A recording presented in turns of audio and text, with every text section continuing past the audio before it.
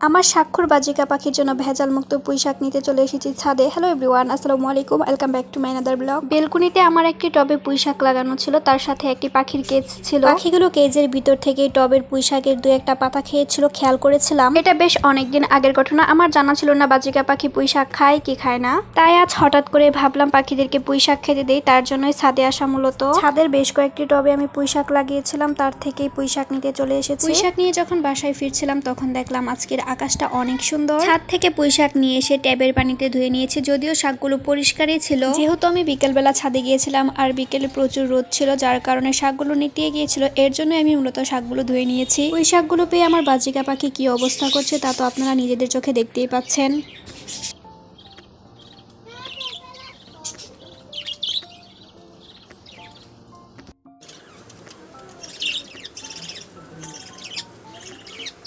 আমার মতো যারা পাখি পালন করেন তারা ছাদে বা টবে 1 থেকে 2টা গাছ লাগাতে পারেন, এতে পাখিরা ভেজাল মুক্ত শাকসবজি খেতে পারবে। ভেজাল মুক্ত শাকসবজি পাখিদেরকে দ্রুত ডিম বাচ্চা এবং সুস্থ রাখতে সাহায্য করবে।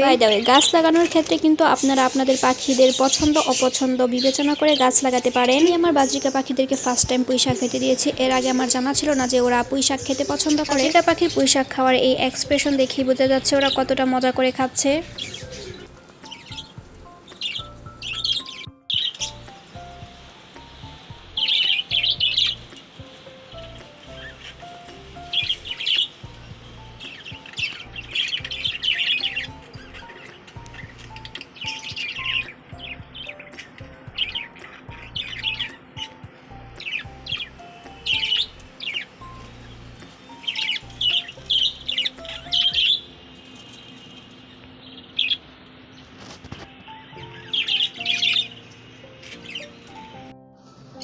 আমার দিতে দেরি হয়েছে, বাট ওদের খেতে কোনো অনীহা নেই। দেওয়ার সাথে সাথে খাওয়াটা স্টার্ট।